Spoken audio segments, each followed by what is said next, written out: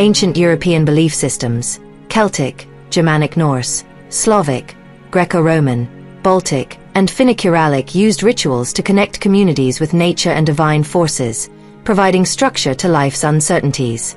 These practices, tied to seasonal cycles and sacred sites, employed physical offerings like animals, grain, or mead to honor gods and spirits, fostering moral and communal bonds. Archaeological evidence, such as Celtic bog offerings, Norse runestones, and Baltic fire altars, alongside texts like the Norse Eddas and Finnish Kalevala, confirms their precision and significance.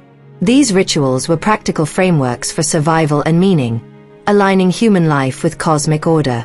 Today, they can be recreated in rural settings with historical fidelity or adapted for urban environments using tangible materials and natural spaces, preserving their primal essence.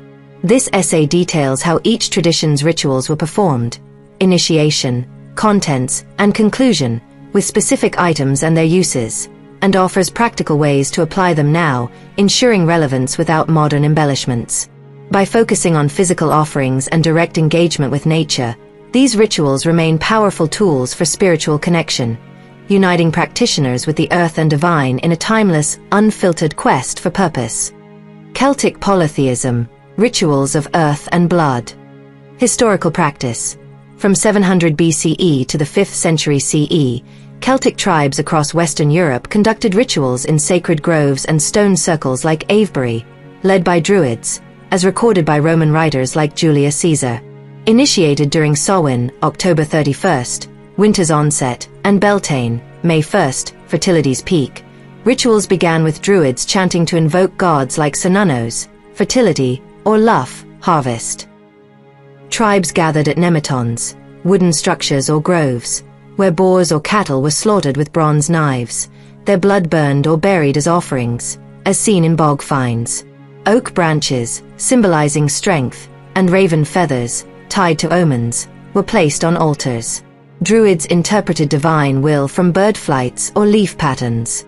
Rituals concluded with communal feasts of roasted meat and mead, with fires extinguished at dawn, reinforcing tribal unity through shared devotion. Modern application. To perform Celtic rituals today, rural groves with oak trees or stone markers can replicate nematons. For Samhain on October 31st, practitioners can chant to Cernunnos, offering beef or pork on a fire altar, with oak branches and raven feathers adorning the site. Omens can be read from local bird patterns. In urban parks with trees, Beltane rituals on May 1st can involve similar offerings, with grain or bread as alternatives to meat for practicality. Mead or cider, brewed traditionally to reflect historical practices, can be poured from wooden vessels during feasts. Planting oak trees as offerings maintains the ritual's connection to nature, ensuring its earthy authenticity without modern distortions. Practical considerations. Urban areas may restrict open fires, so candles or incense can substitute, preserving the ritual's fiery essence. Grain or bread offerings can replace meat where needed, maintaining authenticity. Timing can be set by observing sunset or moon phases, relying on traditional seasonal knowledge. The focus on physical offerings and natural settings ensures the ritual's primal bond with the divine and earth remains intact. Germanic Norse paganism, blots of blood and fire. Historical practice. From 1000 BCE to the 11th century CE, Germanic and Norse peoples in northern Europe performed blots, sacrificial rituals to Thor, protection, or Freyr, abundance, as recorded in the poetic and prose Eddas. Initiated at Yule, December 21st, winter solstice, or midsummer, June 21st, summer solstice. Rituals began with warriors and skalds gathering in sacred groves or by runestones, chanting Edda verses to invoke Odin. Goats or boars were slaughtered with iron axes, their blood sprinkled on altars or runestones, as evidenced by Uppsala temple remains. Mead was poured from drinking horns to honor Landvetter spirits. Ritual items included fire for purification and runestones etched with raven symbols. Rituals concluded with feasts of roasted meat, with bones buried to honor the gods, and fires burned until dawn, uniting communities. Modern application. To recreate blots, rural clearings with pine or oak trees can host Yule rituals on December 21st. Participants can chant Edda verses, offering pork or goat meat on stone altars, with red wine mimicking blood. Mead, brewed traditionally to align with historical practices, can be poured from wooden horns. Runestone replicas with raven carvings can anchor the site. In urban gardens or parks, midsummer rituals on June 21st can use similar offerings, with barley or bread as alternatives to meat. Feasts with meat and mead must follow, using wooden bowls. Carving wooden runes as offerings honors the Norse cosmic connection. Practical considerations. Urban fire restrictions may require candles instead of open blazes, preserving the ritual's fiery essence. Grain or bread can substitute for meat where needed, maintaining authenticity. Timing can be determined by observing solstice sunrises, relying on traditional knowledge. The emphasis on physical offerings and in-person feasting keeps the blot's fierce connection to the divine and nature intact. Slavic paganism, offerings of earth and flame. Historical practice.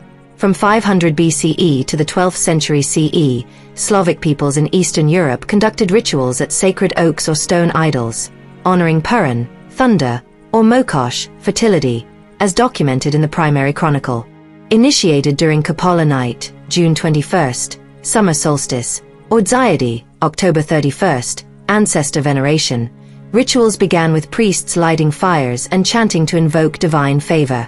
Bread, honey, or herbs like mugwort were placed in wooden bowls or burned on altars, as seen in Arcona's votive deposits.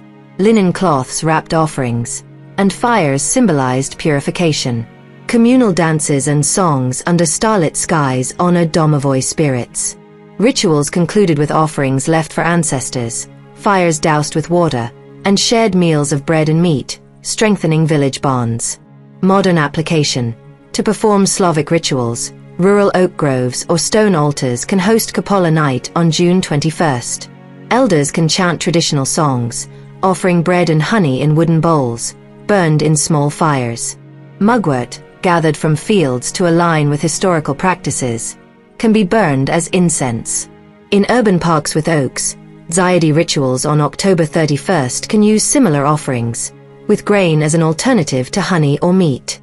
Linen cloths can wrap offerings, and songs from Slavic folklore can unite participants, followed by meals of bread and meat. Planting herbs like mugwort as offerings maintains the ritual's earthy connection. Practical considerations. Urban fire regulations may necessitate candles or incense instead of open fires, preserving the ritual's essence. Grain can replace honey or meat where needed, ensuring authenticity. Timing can rely on observing solstice sunsets, using traditional seasonal markers. The focus on physical offerings and natural settings keeps the ritual's bond with ancestors and divinity intact. Greco-Roman paganism, temple sacrifices and civic rites. Historical practice. From 1600 BCE to the 4th century CE, Greco-Roman paganism in southern Europe centered on temple sacrifices to Zeus, victory, or Demeter, harvests, as recorded by Herodotus. Initiated during Panathenaea, July 28th, honoring Athena, or Saturnalia, December 17th, celebrating Saturn, rituals began with priests leading processions to temples like the Parthenon, chanting hymns in Greek or Latin. Sheep or goats were slaughtered with bronze knives, their blood poured on altars, as seen in Pompeii's temple remains. Olive oil was poured as libations from clay vessels, and laurel branches symbolized purity. Oracles at Delphi used bones for divination. Rituals concluded with public feasts of meat and wine, with offerings burned or buried, uniting cities in worship. Modern application. To recreate these rituals, rural stone altars or temple replicas can host Panathenaea on July 28th. Leaders can chant ancient hymns, offering lamb or beef with olive oil poured from clay pots. Laurel branches can adorn altars. In urban community centers or parks, Saturnalia rituals on December 17th can use similar offerings, with grain or bread as alternatives to meat. Wine can serve as a libation, poured from clay vessels. Feasts with bread and meat must follow, using clay bowls to honor tradition. Planting laurel trees as offerings maintains the ritual's civic and divine connection. Practical considerations. Urban regulations may limit fires, so candles can replace blazes, preserving the ritual's essence. Barley or bread can substitute for meat where needed, maintaining authenticity. Timing can be set by observing lunar phases or seasonal markers. The emphasis on physical offerings and in-person feasting ensures the rite's weighty connection to the divine and community remains intact. Baltic paganism, fire and earth ceremonies. Historical practice. Baltic paganism, practiced in northeastern Europe until the 15th century CE, focused on fire altars and remover groves, honoring Sol, sun, and Zemina, earth, as noted in the Livonian Chronicle. Initiated during Rossos, June 21st, summer solstice, or equinoxes, March/September 21st, rituals began with priests lighting oakwood fires and chanting to invoke divine blessings. Bread, beer, or seeds were offered in clay bowls or burned, as seen in Kernave Grove finds. Linen cloths wrapped offerings, and amber beads symbolized the sun. Songs and dances united communities, with rituals concluding by scattering ashes on fields for fertility and sharing meals of bread and meat, reinforcing cosmic harmony. Modern application. To perform Baltic rituals, rural groves with oak trees can host Rossos on June 21st. Elders can chant traditional songs, offering bread and beer in clay bowls, burned in fires. Amber beads can adorn altars. In urban parks with oaks, equinox rituals on March 21st or September 21st can use similar offerings, with seeds or grain as alternatives to beer or meat. Linen cloths can wrap offerings, and songs from Baltic folklore can unite participants, followed by meals of bread and meat. Planting rye or crops as offerings maintains the ritual's earthy connection to the divine. Practical considerations. Urban fire restrictions may require candles or incense, preserving the ritual's fiery essence. Grain can substitute for beer or meat where needed, ensuring authenticity. Timing can be determined by observing solstice or equinox sunrises, using traditional markers. The focus on physical offerings and natural settings keeps the ritual's cosmic bond intact. Finnic paganism, shamanic rites of the wild. Historical practice. Finnic paganism, practiced in northern Europe until the 13th century CE, centered on shamanic rituals in sacred forests or at Sida stones, honoring Tapio, forest, and Maliki, healing, as recorded in the Kalevala. Initiated during spring equinox, March 21st, or harvest festivals, September 21st, rituals began with shamans drumming on reindeer-hide drums, entering trances to commune with spirits. Honey, fish, or herbs were placed on Sida stones, as seen in archaeological finds. Birch branches symbolized renewal, and swan feathers represented souls. Rituals concluded with communal songs from the Kalevala, offerings left for spirits, and fires doused at dawn, uniting communities in nature's embrace. Modern application. To recreate these rituals, forest settings with stone markers can host spring equinox rituals on March 21st. Elders can drum on hide-covered drums, offering honey or fish on Sida stone replicas, with birch branches and swan feathers adorning the site. In urban parks or nature reserves, harvest festivals on September 21st can use similar offerings, with herbs or grain as alternatives to fish or meat. Kalevala songs can be sung, followed by meals of bread and meat. Planting birch trees as offerings maintains the ritual's connection to nature and the divine. Practical considerations. Urban fire restrictions may necessitate candles, and grain or berries can replace fish or meat where needed, preserving authenticity. Timing can rely on observing equinox sunrises, using traditional knowledge. The emphasis on physical offerings and in-person singing ensures the ritual's primal energy remains rooted in the wild. Conclusion. Primal rites for a modern world. The rituals of ancient European belief systems, Celtic sacrifices, Norse blots, Slavic offerings, Greco-Roman temple rites, Baltic fire ceremonies, and Finnic shamanic trances, connected communities to nature and divinity through physical acts like animal sacrifices, grain offerings, and fire rituals. Performed at sacred sites like groves, temples, or Sida stones, timed to solstices or equinoxes, these practices unified tribes and aligned human life with cosmic order, as evidenced by archaeological finds and texts like the Eddas and Kalevala.